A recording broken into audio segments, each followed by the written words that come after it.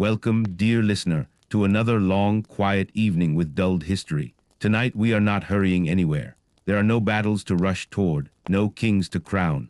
Only the soft creak of floorboards in a narrow terraced house just off Russell Square, London, sometime in the spring of 1878. The gas outside has not yet been turned down. The milk cart will not rattle past for another hour. Everything is still. Everything is waiting. You are lying in a half-tester bed, whose curtains are drawn against the faint gray that is trying to become morning. The sheets are cold linen, expensive once, now worn, soft, and slightly gray from too many boilings in soda and lye. There is a faint smell of camphor from the chest at the foot of the bed, and underneath that the sweeter, heavier scent of last night's violet powder still clinging to your hair. You do not open your eyes yet. You know exactly what the room looks like even in the dark.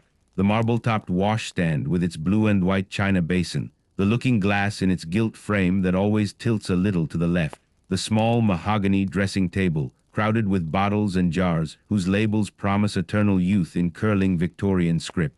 A church bell strikes 5, then silence again, thick as felt. You draw one slow breath and feel the familiar ache behind your eyes begins, the same ache that has greeted you every morning for the last 2 years. It is not quite a headache. It is gentler, more intimate, like a hand pressed lightly but persistently against the inside of your skull. You have learned to greet it the way one greets an old acquaintance, not with pleasure, but with resignation. The floorboards are icy when your bare feet touch them. The rug, once crimson, now faded to a tired rose, does nothing to help. You shuffle to the washstand, moving carefully because the room tilts a fraction if you stand too quickly. The water in the ewer is filmed with a thin skin of ice. You break it with the tips of your fingers and feel the shock of cold travel all the way to your elbows. On the marble shelf sits the first offering of the day, a shallow dish containing 6 small white wafers, each no larger than a sixpence and stamped with a tiny rose. Dr. Mackenzie's improved harmless arsenic complexion wafers. Harmless. The word makes you smile without humor. You lift one between thumb and forefinger. It is chalky, faintly sweet, and leaves a ghost of white on your skin. For a moment you hesitate, then place it on your tongue. It dissolves almost immediately, tasting of aniseed and something metallic you pretend not to notice. You have read the advertisements. One wafer night and morning ensures a transparent complexion without injury to the constitution. You have also noticed that your monthly courses have become scant and painful, that your nails have begun to show faint white lines, that your hairbrush contains more strands than it used to. But the mirror does not lie.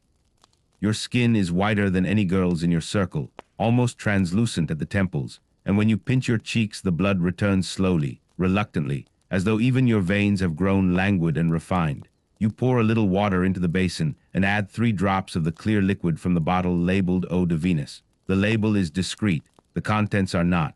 It is ammonia and chloride of lime, sold as a skin purifier and freckle cure. The moment the water is poured, the sharp, acrid smell rises and stings your nostrils. You dip a soft flannel, wring it until it is merely damp, and begin the ritual cleansing of your face. The cloth comes away faintly gray, yesterday's rice powder, yesterday's rouge, yesterday's London soot. You work gently, because your skin has grown thin and sensitive. Too much pressure and it will redden for hours. Red is vulgar. Red belongs to housemaids and country girls who have to walk in the sun. When your face is clean, you sit on the small spindle-backed chair and begin the construction. First, a thin layer of Gowland's lotion, bitter almonds, sugar of lead, rosewater. You pat it on with a hare's foot until it dries to a dull film. Then the Blanc de Pearl, pearl white, actually carbonate of lead mixed with bismuth and a trace of arsenic to keep it from yellowing. You spread it with a swan's down puff, watching in the glass as your natural color disappears beneath a mask of porcelain. The transformation is always startling, even after years. The faint olive tone you were born with, the scattering of freckles across your nose, the healthy flush your mother used to call roses in snow, all gone. What remains is fashionable pallor, the pallor of duchesses and consumptive poets. You look, as the ladies' magazines say, interesting. Next comes the rouge. Not the coarse carmine of the stage, but a delicate preparation called bloom of roses, distilled rose petals, carmine, and a generous quantity of vermilion sulfide of mercury. You apply it with the very tips of your fingers, blending until only the suspicion of color remains high on the cheekbones. Too much and you will look common, too little and you will look ill. There is a narrow path between the two, and you walk it every morning. Your eyes are last. You tilt your head back, steady the small green glass bottle with the rubber bulb, and let fall one drop of belladonna tincture into each eye. The sting is immediate, bright as a needle. Tears rise, but you blink them back. Within moments, your pupils begin to widen, swallowing the irises until only a thin ring of hazel remains. In the glass, your eyes look enormous, liquid, faintly mad. Gentlemen call it a fawn-like gaze. You call it Tuesday.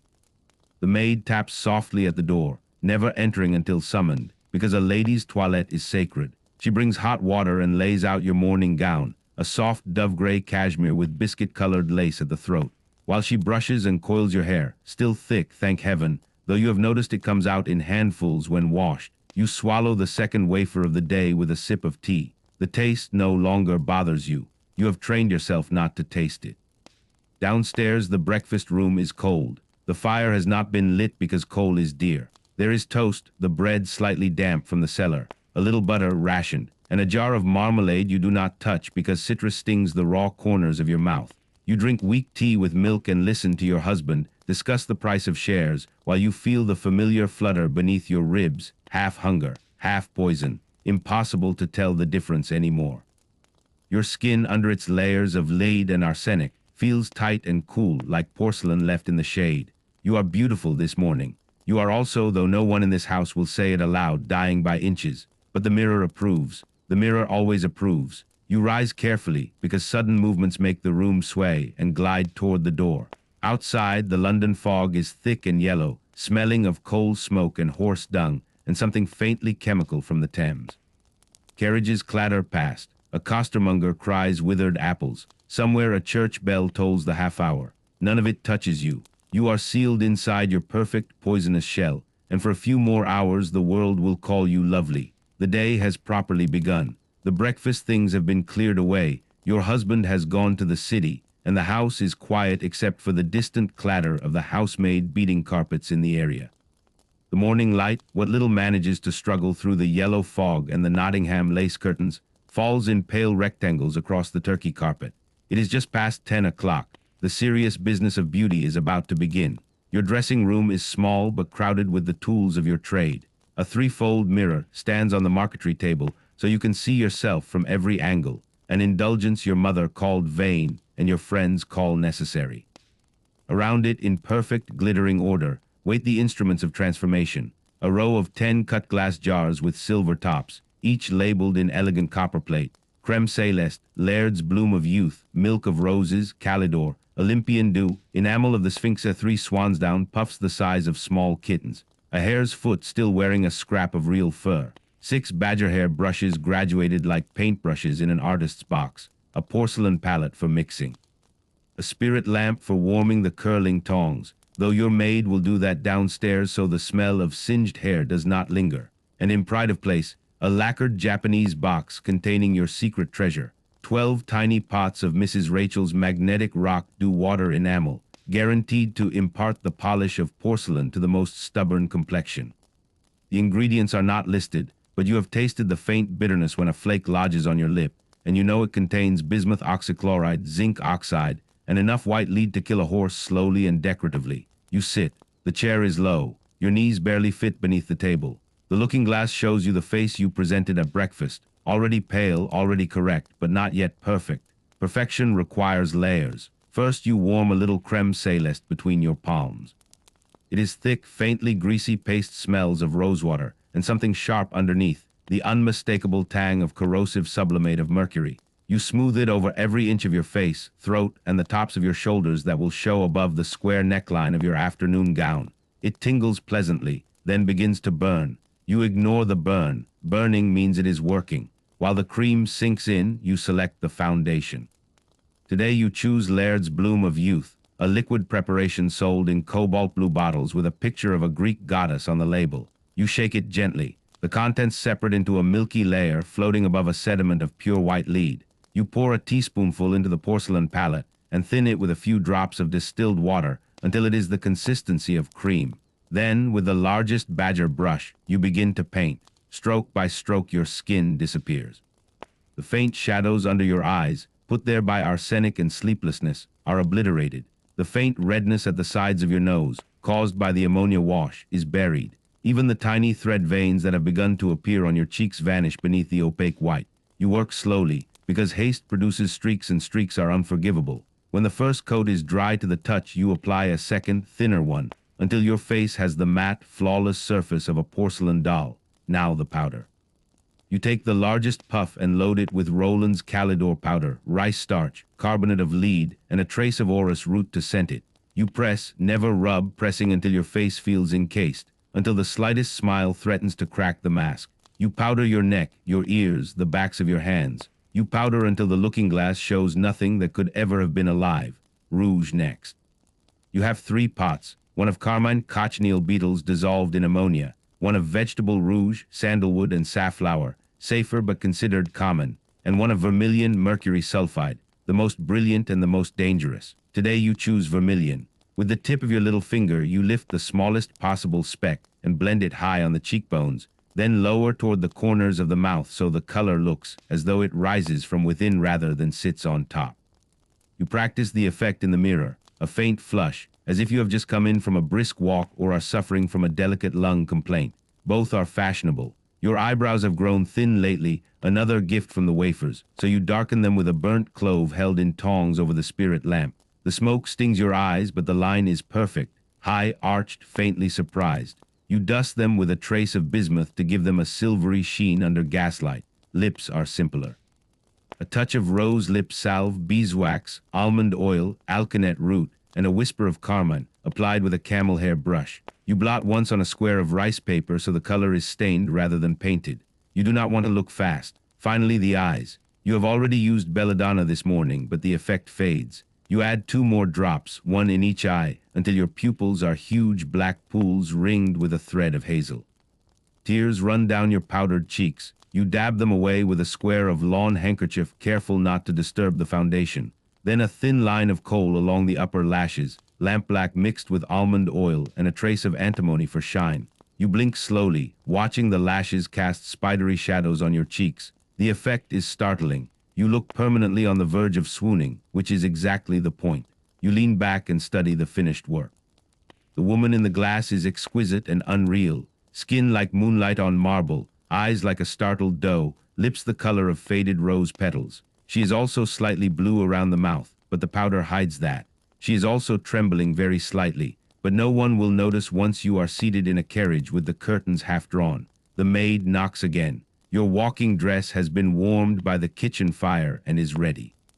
While she laces your corset, 20 inches today, because the new polonaise requires it, you sit motionless, breathing shallowly so the enamel will not crack.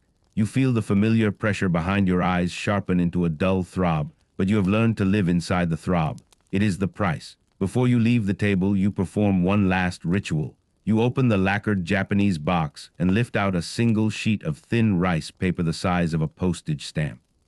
On it, in violet ink, is printed a tiny rose, and the words arsenic complexion leaf apply nightly. You moisten the paper with your tongue. It tastes faintly of sugar, and something metallic, and press it carefully to each cheek, your forehead, and the tip of your chin. The sheets dissolve almost instantly, leaving only a faint stickiness that you seal with a final puff of powder. By tonight, the arsenic will have soaked through the skin and into the blood. By next month, your complexion will be even more transparent. By next year, well, one does not think about next year. You rise. The room tilts for a moment, then rights itself. You smile at the stranger in the mirror, perfect teeth, slightly gray at the gums, but who looks at gums, and glide across the carpet, and descend the stairs with the slow, floating gait that tight lacing and belladonna together produce. In the hall, the maid holds your mantle, cashmere lined with swansdown, and your muff white fox, already slightly yellowed from London smoke. You pause at the pier glass one last time, turning your head so the light catches the unnatural sheen on your cheekbones. You are ready. Outside, the fog has thickened to a dirty mustard color. Hansom cabs clop past, their wheels hissing through wet straw. Somewhere a church bell tolls 11.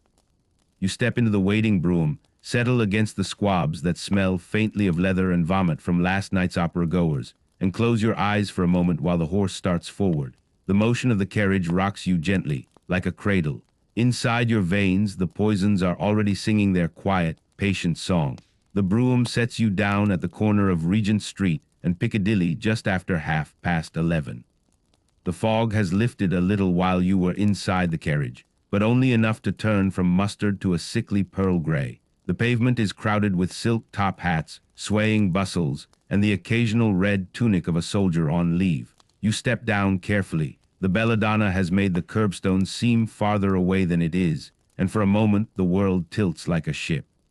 A crossing sweeper, a boy no older than 10 with a face the color of wet putty, darts forward with his broom and clears a path through the horse dung for you. You drop a halfpenny into his grimy palm, and he touches his forehead with 2 fingers, eyes wide at the sight of your face, so white, so smooth, so clearly expensive. You have come to Fortnum and Mason to take a light luncheon with 3 other ladies of your circle. It is not yet the fashionable hour, but you prefer to arrive early so that you may choose the corner table by the window and watch the street while you wait. The commissionaire in his braided coat and cocked hat bows low as he opens the glass door for you. The warm air inside smells of coffee, beeswax, and something faintly metallic from the silver counters. Your reflection slides across a dozen polished samovars as you pass. A tall, slender figure in dove-gray cashmere and white fox face a perfect oval of porcelain beneath a small bonnet trimmed with osprey feathers. No one would guess that beneath the whalebone and steel you are breathing in tiny sips, or that the pulse at your throat flutters like a trapped moth. The maître d'hôtel recognizes you at once and leads you through the hush of palm fronds and murmuring voices to your usual table. You arrange yourself on the plush seat, spreading your skirts so the polonaise drapes correctly, and order a pot of gunpowder tea and a plate of wafer-thin bread and butter. While you wait, you open your reticule and draw out a small mother-of-pearl box. Inside, nestled on cotton wool, are 6 more of Dr. Mackenzie's wafers. You have already taken 2 this morning, but the advertisements recommend 4 to 6 daily for the most brilliant results. You slip one beneath your tongue and let it dissolve while pretending to study the menu. Your companions arrive in a rustle of silk and perfume. Mrs. Clarence Fitzroy, whose complexion is the pale gold of old ivory, and who is rumored to bathe her face nightly in fresh milk laced with arsenic and laudanum. Miss Elena Bryce, 19 years old, skin already showing the faint bluish tinge that means she has begun the wafers in earnest. And Mrs. Herbert Langtry, no relation to Lily, though she likes people to think there might be, who has lately returned from Paris with a new preparation called creme Simon that smells faintly of bitter almonds and is said to contain enough cyanide to kill a cat. They greet you with the soft cooing reserved for women whose beauty is both armor and burden. "My dear, you are positively luminous today," Mrs. Fitzroy murmurs, leaning forward so that the gas jets catch the unnatural sheen on her own cheeks. "Whatever have you been using?" You smile modestly and touch your reticule. "Only the usual little helpers." Miss Bryce leans in, eyes shining with the feverish excitement of the newly initiated. "I have just ordered a dozen bottles of Atwood's arsenical soap from the chemist in Bond Street. They say it quite eats the freckles away." Mrs. Langtry laughs, a sound like breaking glass. "My darling, everything eats something away. The trick is to make sure it is only the freckles." The waiter brings the tea. It is pale and fragrant, the color of weak sunlight. With it comes a small silver dish of marmalade, the exact shade of your vermilion rouge. You spoon a little onto your bread and butter. Then, while the others are distracted by the arrival of macaroons, you open the mother-of-pearl box again and crumble half a wafer into the marmalade. The granules dissolve almost instantly. You stir once, delicately, and spread the mixture onto a second piece of bread. The taste is faintly bitter beneath the Seville orange, but you have grown used to bitterness. Conversation drifts, as it always does, to complexion. "I hear Mrs. Cornwallis West has begun taking Fowler's solution by the wineglass," Miss Bryce whispers. "Her maid told our maid that her skin is now so transparent you can see the blue veins at her temples like rivers on a map." Mrs. Fitzroy shudders theatrically. "I tried Fowler's once. Gave me the most dreadful colic." "I prefer the wafers. They are gentler." "Gentler," Mrs. Langtry repeats, amused. "Everything is relative, my dear." You sip your tea and feel the familiar flutter beneath your ribs again. It is partly hunger. You ate almost nothing at breakfast, partly the arsenic beginning its daily work. Your hands, gloved in pale kid, rest quietly in your lap, but inside the gloves your fingertips have begun to tingle as though they have been asleep. You flex them once secretly, and the tingling spreads up your wrists like warm pins and needles made of ice. Mrs. Fitzroy leans closer. "Have you tried the new magnetic rock dew water enamel?" Mrs. Rachel swears it will last through an entire ball without cracking. I have a dozen pots at home, you answer. Your voice sounds thin, as though it is coming from very far away. One must be careful, though. It dries so hard that if one smiles too widely, the skin splits. Miss Bryce gasps in delighted horror. Splits, only a little, you reassure her. A touch of cold cream and it seals again. The waiter returns with the bill. You reach for your reticule, and for a moment the room tilts violently. You grip the edge of the table until the carved mahogany stops swimming. No one notices. They are all busy comparing the new shades of bloom of Ninon liquid rouge. When the dizziness passes, you sign the chit with a hand that trembles only slightly, then rise with the slow, deliberate grace that tight lacing demands. Outside, the fog has thickened again. The street lamps are lit even though it is barely past noon, and the light they cast is the color of old pewter. You pause on the pavement while your maid hails another cab. While you wait, you open your reticule once more and take out a tiny vial labeled atropine drops for the eyes. You tip your head back, part your lips to steady your breathing, and let fall one more drop into each eye. The sting is immediate and exquisite. Tears rise, but you blink them back. Crying would ruin the enamel. The cab draws up. You climb in carefully, arranging your skirts so the polonaise does not crush. As the horse starts forward, you lean your head against the squab and close your eyes. The belladonna and the arsenic and the lead are all singing together now, a thin, high, sweet chorus inside your blood. You feel weightless, almost floating, as though the carriage is not moving through London at all, but drifting through some pale, poisonous dream. You think, not for the first time, that beauty is a kind of haunting. You are haunted by the woman you might have been if you stopped the wafers, stopped the drops, stopped the enamel. She would have color in her cheeks and strength in her step and hair that did not come out in brushfuls, but she would also be ordinary. And ordinary women do not receive invitations to Devonshire House. Ordinary women do not have their silhouettes cut in black paper by Sylvie. Ordinary women do not make gentlemen stutter when they are presented. The cab turns into Hyde Park. Through the window you glimpse the Serpentine, its surface dulled to the color of lead by the fog. A nursemaid pushes a perambulator along the path. The baby inside is muffled to the eyes in wool, only a scrap of red cheek showing. You wonder idly what her skin will look like in 20 years. You wonder if she will choose to be beautiful or to be alive. The thought drifts away before you can catch it. When you reach home again, the tingling in your fingers has become numbness. You sit in the morning room with the curtains half drawn and let the maid remove your bonnet and mantle. Your reflection in the pier glass shows a face so white it seems to glow, eyes so wide and black they look bruised. You touch your cheek with one gloved finger and feel nothing at all. You smile at the stranger in the mirror. The smile does not reach your eyes, but that is all right. No one looks at the eyes for very long anyway. The brougham stops in front of Rimmel's Perfumery at number 96 Strand, just where the street begins to widen into the theatrical glitter of the West End. It is 2 o'clock in the afternoon of the same day, and the fog has thinned to a gauzy veil that turns the gas lamps into soft yellow moons. You step down with the assistance of the footman, your gloved hand barely brushing his sleeve. Too much pressure and the numbness in your fingers might betray you. Inside Rimmel's the air is warm and thick with competing scents of violet, musk, ambergris, and something sharper, almost medicinal. Crystal chandeliers tremble overhead, scattering fractured rainbows across marble counters. Shop girls in black silk dresses and crisp white aprons glide between the displays like well-trained swans. No one raises her voice. The loudest sound is the delicate chime of glass stoppers being lifted and replaced. You are expected. Mr. Eugene Rimmel himself, small, impeccably tailored, with a pointed beard waxed to needle sharpness, appears as if by magic and bows over your hand. Madame is radiant today, he murmurs in his soft French accent. We have reserved the private salon. He leads you past the public counters, where lesser women cluster around trays of cheap rice powder and sticks of Leichner grease paint, into a small octagonal room lined with mirrors and upholstered in pale blue satin. A chaise longue waits beneath a potted palm. On a low table in front of it are arranged the newest treasures like offerings on an altar. You settle yourself, arranging your skirts so the gray cashmere falls in perfect folds. Mr. Rimmel claps once. 2 assistants appear carrying velvet trays. First tray, liquid enamels in opal glass bottles stoppered with ground glass roses. Creme de l'enclos, guaranteed to efface every trace of fatigue, contains bismuth, zinc oxide, and enough acetate of lead to give it a pearly glow. Late virginal de Venus smells of roses, but leaves a faint metallic film on the tongue, corrosive sublimate of mercury diluted in rosewater. Eau de Beauté d'Athens, a new preparation imported from Paris, faintly green in the bottle, turns dead white on the skin, arsenic trisulfide suspended in almond oil. You test each on the inside of your wrist, watching the colors bloom and fade beneath the kid glove.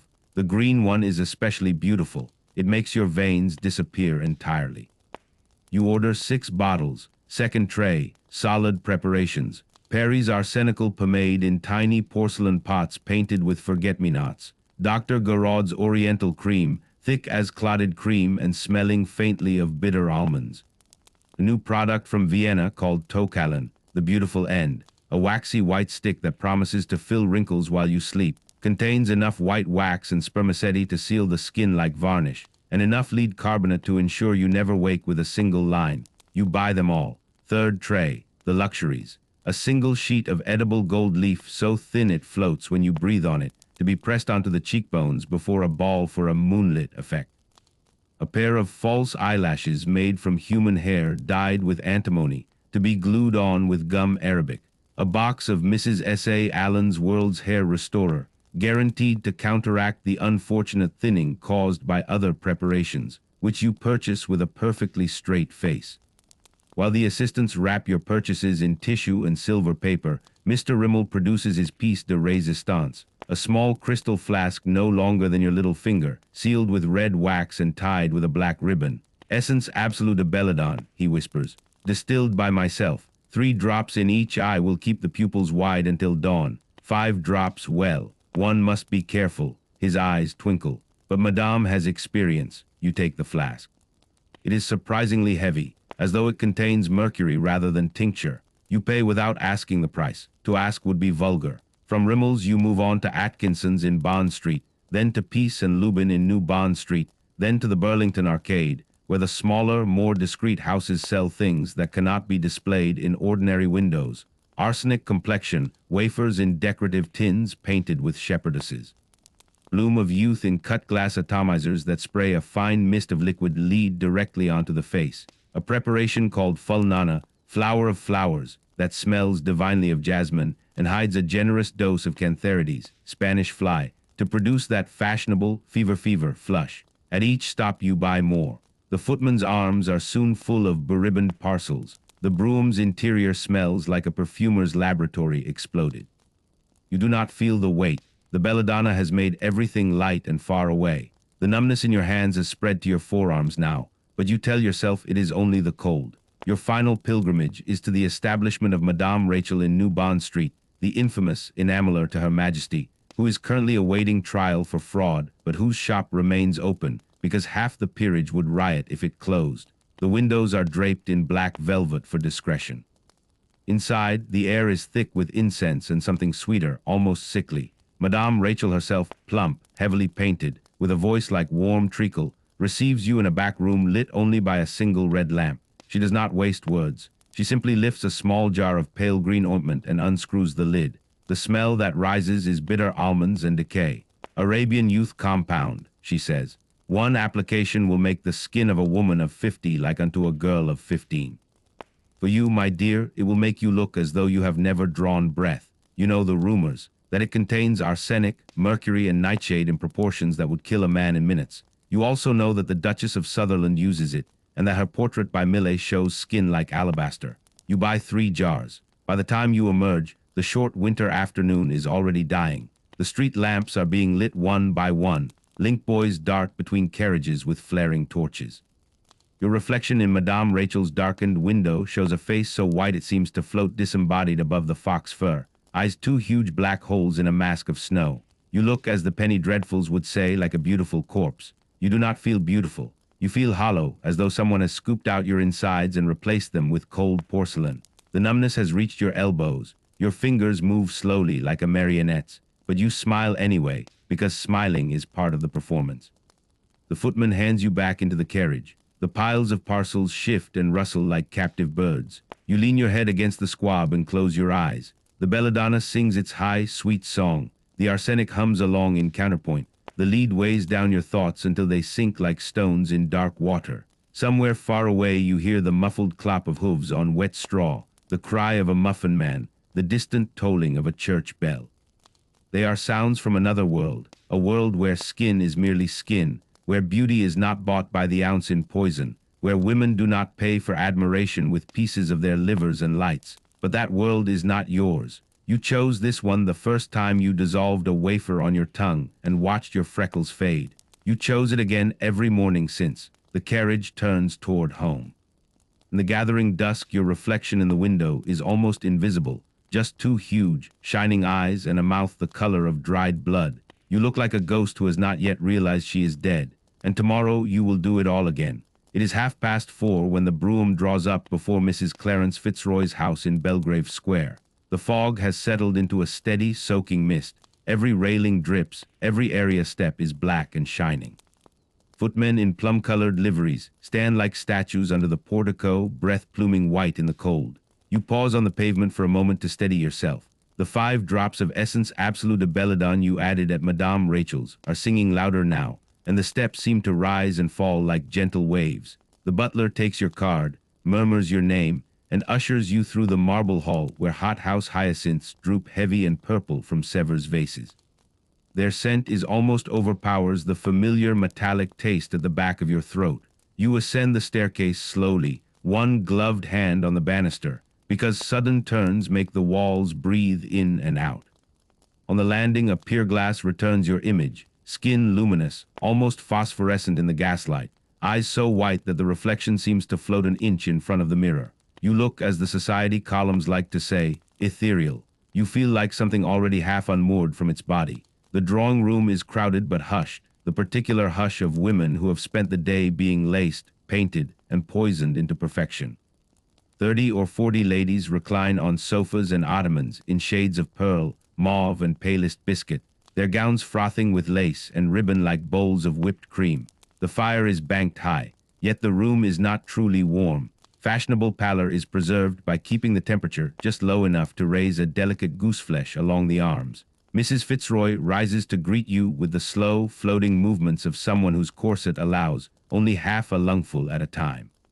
"My darling," she breathes, kissing the air beside each of your cheeks, "you are a vision. One could light candles by your complexion." You murmur something modest and allow her to lead you to the place of honor on the sofa nearest the fire. A dozen pairs of eyes, all ringed with kohl, all unnaturally wide, follow your progress. You feel the collective weight of their envy and calculation settle on your skin like another layer of enamel. Tea is brought in, Sevres cups so thin they are translucent, tea so pale it might be hot water colored with straw. With it come plates of paper-thin bread and butter cut into hearts and spades, and tiny macaroons tinted the exact pink of a consumptive's flush. You take nothing but half a cup of tea. Solid food has become difficult lately. Your stomach cramps if you attempt more than a few mouthfuls, and the wafers are filling in their own strange way. Conversation begins, soft and vicious. "Have you heard about poor Lady Helen Grantley?" Mrs. Lantry asks, leaning forward so that the firelight catches the greenish glaze on her cheeks. "They say her hair has begun to fall out in handfuls. Her maid found an entire switch in the slop basin this morning. Arsenic," Miss Bryce pronounces with the authority of the newly expert. "She was taking 12 wafers a day. 12, I only take 8. 8 is still a great many," Mrs. Fitzroy says mildly, but her eyes flick to your face as though measuring how many you consume. You smile and say nothing. A silence falls, the kind that accompanies the discussion of any subject too close to the bone. Then Mrs. Lantry changes the subject with practiced grace. "I have just received a parcel from Paris," she announces, producing a small Morocco case. Inside, nestled on black velvet, lie 6 sheets of rice paper so thin they are almost transparent. "Fuels de beauté japonaise," she says. "One places them on the cheeks at bedtime. By morning the skin is like porcelain. The secret is realgar arsenic sulfide and gold leaf. Only 50 guineas the set. There is a collective intake of breath. 50 guineas is the price of a lady's maid's wages for half a year, but no one suggests it is too dear." Hands reach out. The sheets are passed from glove to glove like sacred relics. When they reach you, you lift one to the light. The paper is printed with tiny crimson chrysanthemums and smells faintly of camphor and something sharper. You fold it carefully and slip it into your reticule. You already know you will buy 3 sets. The talk drifts to other miracles. a new preparation from Vienna that contains distilled pearls and nightshade. A doctor in Harley Street who injects paraffin beneath the skin to plump the cheeks, though one patient's face has reportedly melted in the heat of a ballroom. Rumors that the Princess of Wales herself uses a preparation containing strychnine to brighten the eyes. You listen, nodding occasionally, while the room tilts and rights itself in slow, dreamy pulses. The fire is too hot on your face. Sweat beads beneath the layers of enamel and begins to trickle down your spine, but you cannot wipe it away without ruining everything. Your hands rest in your lap like two dead starfish inside their kid gloves. The numbness has reached your shoulders now. You are not entirely certain you could lift a teacup if you tried. Miss Bryce leans close. Are you quite well, my dear? You are even paler than usual. You smile the small, fixed smile you have perfected. Only the belladonna, you whisper. It makes one sensitive to light. She nods sympathetically. She has begun to experience the same sensitivity. Her pupils are so wide that in certain lights her irises have vanished entirely. At 5 o'clock, the men begin to arrive. Husbands collecting wives, bachelors paying calls that are not quite calls. They move among the ladies like dark planets among pale moons, bowing, murmuring compliments, careful not to stare too long at the collective unearthliness of the company. One young man, Lord Arthur Somerville, pauses before you. Miss, I beg your pardon, Mrs., you are a vision, he says, and his voice cracks slightly on the last word. One could almost believe you were not quite of this world. You incline your head. The movement sends a shower of sparks across your vision. You are too kind, my lord. He lingers, clearly searching for something else to say, but your face, perfect, blank, luminous, defeats him. He bows again and retreats. You watch him go with eyes that feel as wide as saucers and twice as fragile. By 6, the room has begun to empty. Carriages clatter in the square below. Voices rise in farewell. You remain seated because standing too quickly has become dangerous. Mrs. Fitzroy bends over you, concern sharpening her painted face. Shall I send for your carriage, my dear? You nod. The motion feels like turning your head underwater. In the hall, the butler helps you into your mantle. The weight of the fox fur is suddenly unbearable. You feel as though you are being pressed into the marble floor by invisible hands. The footman offers his arm. You take it, though you cannot feel the pressure of your fingers on his sleeve. Outside, the mist has turned to a cold, drifting rain. The gas lamps are haloed in sickly gold. You pause on the top step and the world tilts violently. For a moment you think you will fall. Then the footman steadies you, and you descend the steps one at a time, counting silently to keep the rhythm. Inside the brougham you collapse against the squabs. The parcels slide and rustle around you like dry leaves. You close your eyes and feel the poisons moving through you in slow, tidal waves. The arsenic burning cold in your stomach, the lead settling into your bones, the belladonna opening your pupils until the darkness itself seems bright. You think, with the small, clear part of your mind that still functions, this is what it feels like to be admired. The carriage lurches forward into the wet, hissing night, carrying its cargo of beauty and slow death toward home. The house is quiet when you return, the servants moving on tiptoe because the mistress has one of her headaches. They think it is the corset or the weather or nerves. They do not know it is the slow, patient accumulation of poison that has been your daily bread for 5 years. You go straight to your dressing room. The gas is turned low. Only one jet burns above the mantel, throwing long shadows across the turkey carpet. The room smells of violet powder, singed hair, and the faint, unmistakable bitterness of arsenic that now lives permanently under your skin. You sit before the threefold mirror and begin the long, careful process of becoming someone who can survive an evening under the chandeliers of Covent Garden. First, the removal of the day mask. You soak a pad of cotton wool in milk of cucumbers, rosewater, glycerine, and enough spirits of wine to sting, and press it to your face. The enamel softens reluctantly. Beneath it, your skin is flushed an angry red from the pressure of lead and heat. You peel away the layers like old varnish, watching yesterday's face emerge. Blotched, shiny, faintly yellow at the jaw where the bismuth has oxidized. You do not flinch. You have seen worse. When the last trace of Blanc de Pearl is gone, you bathe your face in cold water to close the pores, though the pores have long since ceased to function normally. Then you begin again from the beginning. Stringent, eau de Venus full strength this time.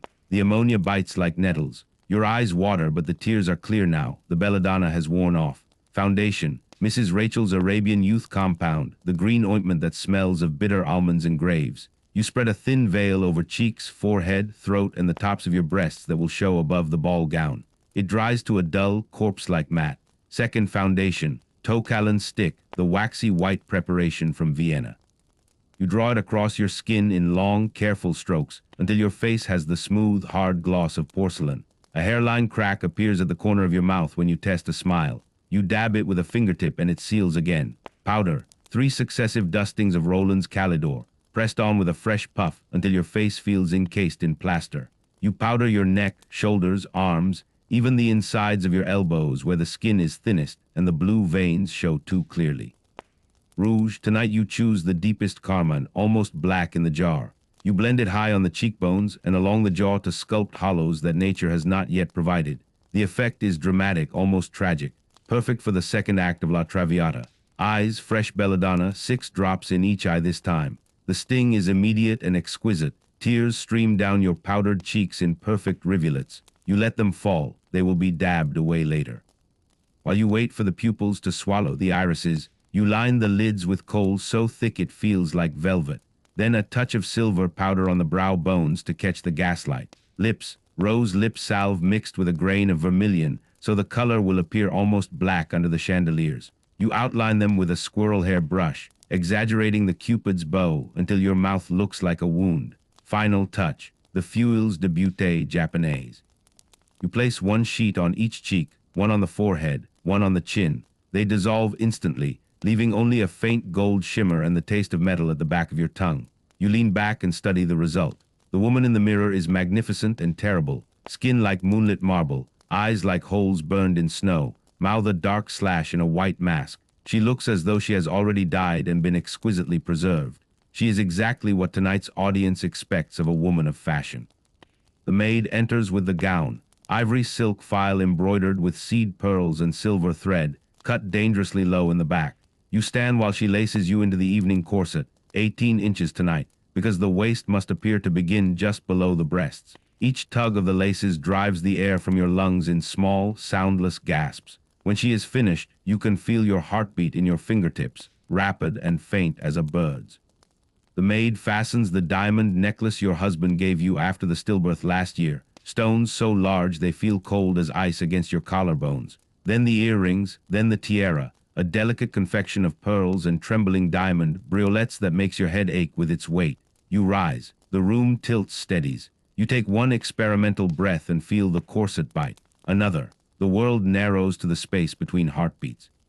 Downstairs your husband waits in evening dress, white tie stark against his sunburned neck from the hunting trip last week. He looks at you once, really looks, and something unreadable flickers across his face. Then he offers his arm. "You are exquisite," he says. His voice is careful, as though the word might break. You lay your gloved hand on his sleeve. The kid leather is so thin you can feel the heat of his arm, but your fingers themselves are numb. You smile the fixed, perfect smile you have practiced in the mirror 1,000 times. The carriage is waiting. The rain has stopped. The streets glisten like black silk. As you step outside, the cold air hits your face like a slap, but the enamel is impervious. You feel nothing. Inside, the horses start forward. You lean your head against the window and watch London slide past in streaks of gaslight and wet stone. Your reflection hovers beside you in the glass, a beautiful ghost trapped between worlds. You think, with the small, clear part of your mind that still functions, tonight I will be the most admired woman in the opera house. Tonight I will also come closer than ever to not waking up tomorrow. But the thought drifts away, light as thistledown, and is gone. The poisons are singing again, louder now, a high, sweet chorus that drowns out everything else. You close your eyes and let the carriage rock you toward the lights. The new gas chandeliers at Covent Garden have been turned up to full brilliance tonight. 1,000 jets hiss and flare, bathing the grand tier in a white gold glare so fierce that ladies instinctively raise their fans to shield their complexions from the heat. You do not. You sit motionless in the front row of box 14, hands folded in your lap like a porcelain doll, letting the light strike your face full force. The enamel drinks the light and throws it back until your skin seems lit from within, a cold, steady radiance that makes the diamonds at your throat look dull by comparison. The audience notices at once. Opera glasses swivel, whispers ripple outward like circles in water. "That is Mrs." someone breathes behind you. "They say she never sees the sun. They say she bathes in arsenic," another voice answers, half admiring, half afraid. You hear none of it. The belladonna has opened your pupils so wide that the stage is only a colored blur. The music reaches you as muffled thunder. What you do feel is the slow, tidal sway inside your skull, as though your brain has come loose from its moorings and is floating in a sea of poison. Your husband leans close. Are you quite well, my dear? His breath smells of brandy and macassar oil. You turn your head very slowly so the tiara will not shift. Perfectly, you whisper. Your voice is thin, musical, the voice of someone speaking from the bottom of a well. The overture ends. The curtain rises on Violetta's party. Marguerite Gaudier moves across the stage in a gown the color of spilled champagne, cheeks flushed with real fever, eyes bright with real death. You watch her and feel an odd kinship. She, too, is dying for love of admiration. The difference is that her consumption is romantic and takes only 3 acts. Yours is fashionable and will take perhaps another season. Between the acts, the corridor outside the boxes becomes a slow river of silk and diamonds. Gentlemen drift past in black and white flocks, bowing, murmuring compliments they have rehearsed in front of their own mirrors. Lord Arthur Somerville appears again, flushed with champagne and daring. "Mrs., you outshine the prima donna," he says, and actually blushes. You incline your head a fraction. The movement sends a white-hot needle through your temples, but your smile does not falter. "La Gaudier has consumption," you answer softly. "I have only fashion. It is a slower complaint, but just as fatal." He laughs, thinking it a witticism. You did not. In the crush, you feel the first serious warning, a sudden icy sweat breaking beneath the layers of enamel and powder. Your heart flutters, misses a beat, flutters again. You grip the velvet edge of the box until the feeling passes. No one notices. They are too busy staring at your unearthly pallor, the impossible smoothness of your cheek where the gaslight strikes it. Back in your seat for the second act, you begin to see halos around the footlights, perfect silver rings that pulse in time with your heartbeat. The music swells. Violetta coughs into a cambric handkerchief spotted with stage blood. You feel an answering cough rising in your own throat, metallic and sour.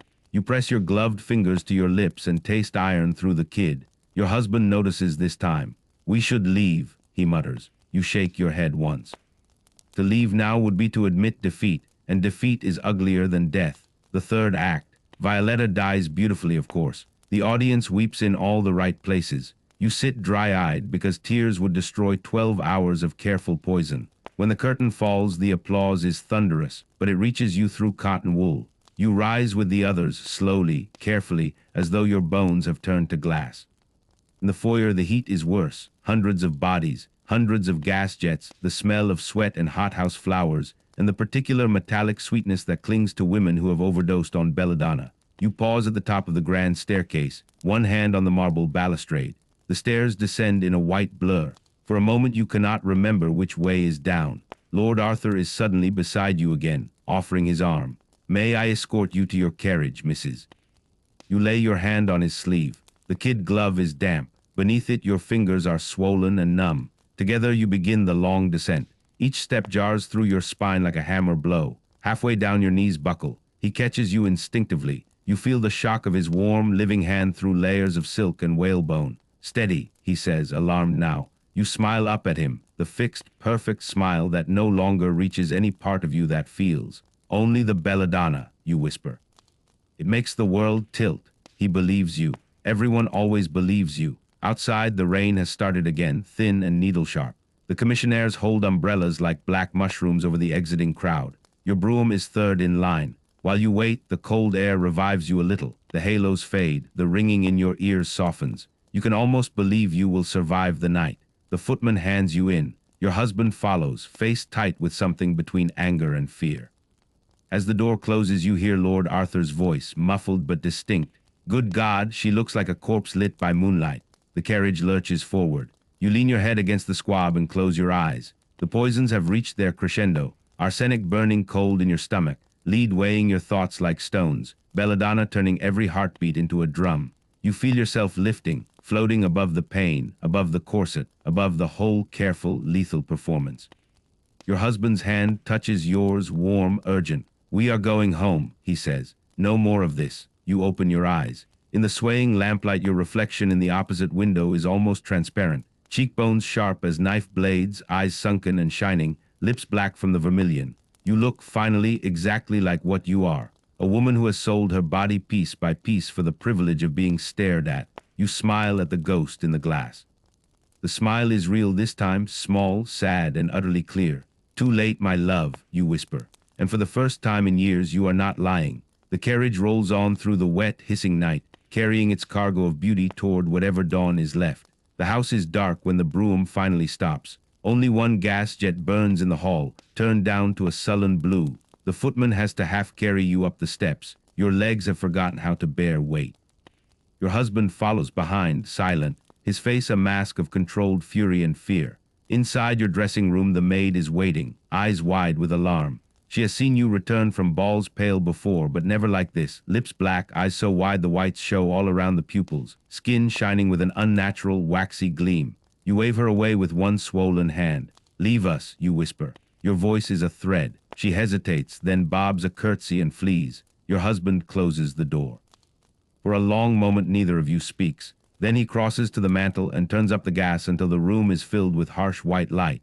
You flinch, the brilliance hurts. He begins to unhook your gown with shaking fingers. The silk file parts like a sigh. The corset follows, 18 inches of steel and whalebone that have left deep red grooves in your flesh. When the last lace is loosened, you draw one huge, ragged breath and feel your ribs creak. The air tastes metallic. You sit. The room tilts, rights itself. Your husband kneels and begins to unbutton your gloves. The kid leather sticks to your skin. When he peels it away, your hands are revealed swollen and mottled, the nails faintly blue. He makes a small sound, half horror, half grief. On the dressing table wait the tools of demolition, a bowl of warm water, a bottle of pure almond oil, a stack of soft cloths, a jar of cold cream heavy with lanolin and rosewater. You have done this alone for years, but tonight you are beyond pretending. He wets a cloth and begins to wipe away the evening's face, first the lips. The vermilion comes off in dark streaks, revealing underneath skin cracked and bleeding. He works gently, but every touch is fire. You do not make a sound. Then the eyes. The coal smears into bruise-colored circles. When he tilts your chin to clean beneath the lower lashes, a single tear, thick, opalescent, faintly green, rolls down your cheek. It leaves a track through the enamel like acid through marble. Layer by layer, the mask dissolves. The tow-colored stick melts into oily streaks. The Arabian Youth compound comes away green and stinking of bitter almonds. The Calidor powder forms a gray sludge that clings to the cloth like wet ash. When the last of it is gone, your face is revealed, raw, blotched, the color of tallow. The skin around your mouth is ulcerated. The whites of your eyes are faintly yellow.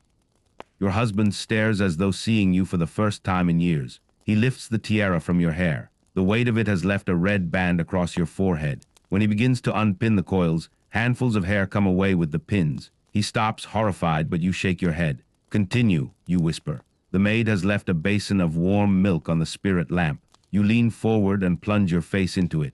The milk stings the open sores, but it also soothes.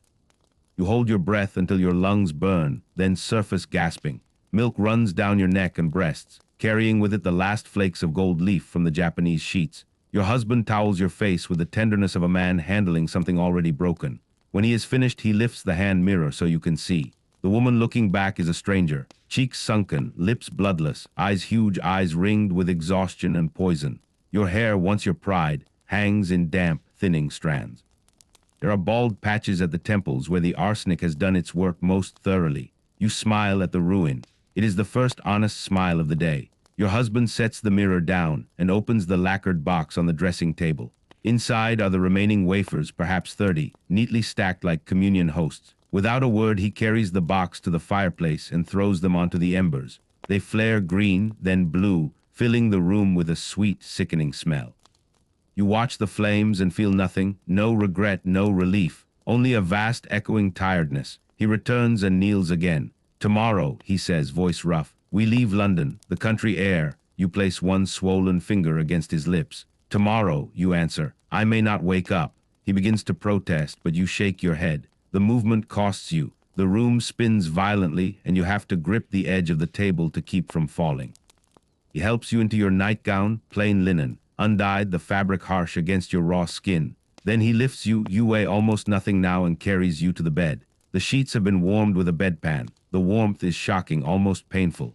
You lie back against the pillows and feel the poisons settling into their final positions. Arsenic in your liver, lead in your bones, mercury in the soft tissues of your brain. They are no longer singing. They are quiet, patient, waiting. Your husband sits on the edge of the bed and takes your hand. His palm is warm, yours is cold as marble. Sleep, he says. You close your eyes. In the darkness behind your lids, you see the opera house again, the chandeliers blazing, the sea of white faces turned toward you in wonder and horror. You see Lord Arthur's stunned expression, Mrs. Fitzroy's envious glance, Miss Bryce's trembling admiration. You see the ghost you became tonight, perfect and lethal and already half gone. You understand with perfect clarity that you have won. You are the most beautiful woman in the room. You will never be beautiful again. The thought should terrify you. Instead, it feels like the closing of a very long, very expensive account. Your breathing slows. Each inhale is shallower than the last. The room recedes, taking with it the smell of burnt arsenic, the ache in your ribs, the sting of milk on open sores. Somewhere very far away, your husband is crying. You want to tell him it is all right, that you chose this, that you would choose it again, because for one night you were looked at as though you were made of light.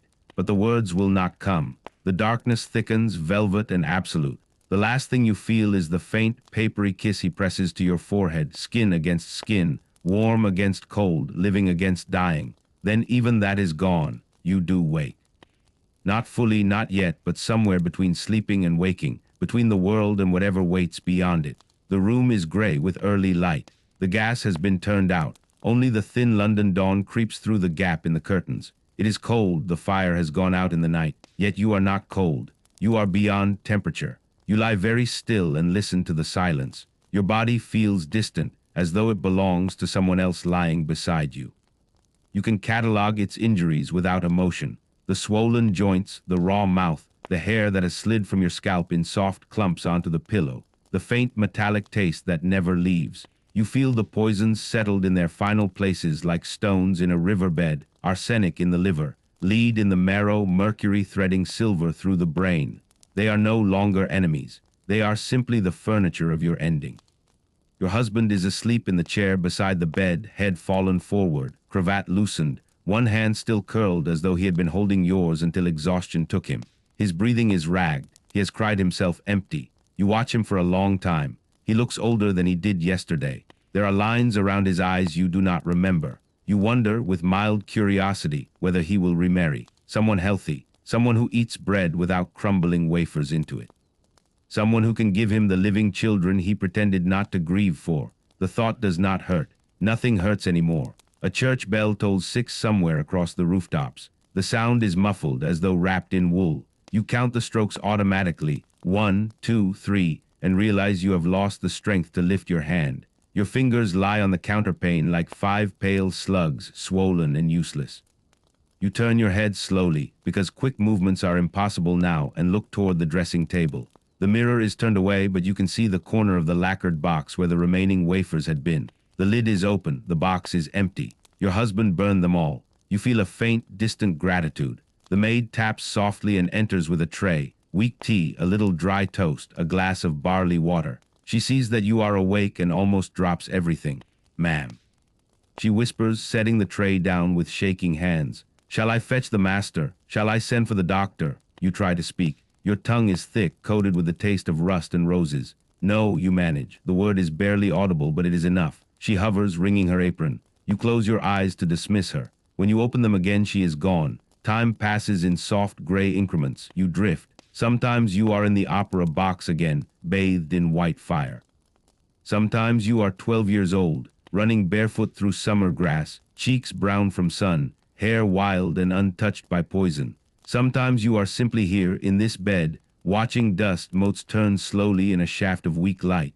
At 8 o'clock the doctor arrives, Dr. Harcourt, the fashionable physician who has attended half the poisoned beauties of Mayfair.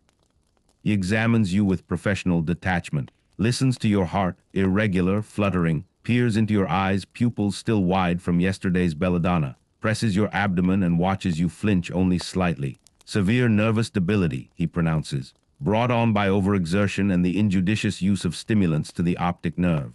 He does not say arsenic. He does not say lead. He does not need to. The diagnosis is a courtesy, a way to let everyone pretend. He leaves a bottle of laudanum and instructions for beef tea in complete quiet. Your husband thanks him with the hollow politeness of a man who knows the bill will be paid, but the debt never settled. When the doctor has gone, your husband sits again and takes your hand. This time you feel the pressure, a faint, far-off warmth. I have sent for your mother, he says. You nod or think you do. Your mother will come and weep and blame the London air. She will never understand that you did this to yourself, grain by grain, wafer by wafer, because the world told you it was the only way to be looked at. He talks for a while, plans, promises, country houses with clean air and no society columns. You listen with the distant courtesy of someone already on the other side of a thick pane of glass. His words are kind, but they belong to a future that no longer includes you. Toward noon the light strengthens. Sunlight, thin and winter pale, finds its way through the curtains and lies across the counterpane in a bright bar. You watch it move slowly up the bed, inch by inch, until it touches your hand. The skin there is almost transparent. You can see the blue threads of veins beneath, delicate as spider silk. The light warms nothing, but it is beautiful. You think this is what they wanted. Skin so fine the light shines through. You have achieved it at last. Your breathing has grown very shallow. Each inhale is a small, polite sip of air. Each exhale is a little longer than the last. Your husband notices. He rings for the maid, for brandy, for sal volatile.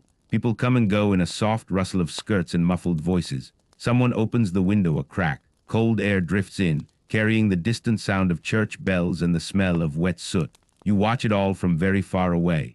At some point, minutes or hours, you no longer know, you realize the room has grown quieter.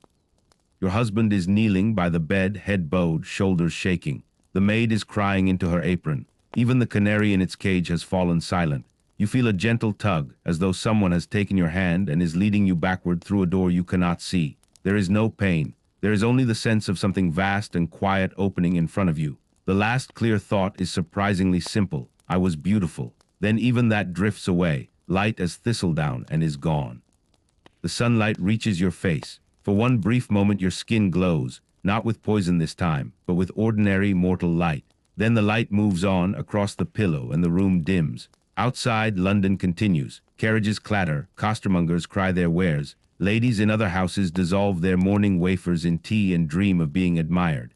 Inside, the woman who paid the highest price for beauty lets out one final, almost soundless breath. The breath does not return. The canary begins to sing again, softly, as though nothing has happened. Somewhere in another bedroom, a young girl opens her first box of arsenic wafers and smiles at her reflection, already imagining the applause. The wheel turns, and turns, and turns. Thank you for spending this long, quiet night with me. May you sleep gently, warmly, and above all, safely. Good night.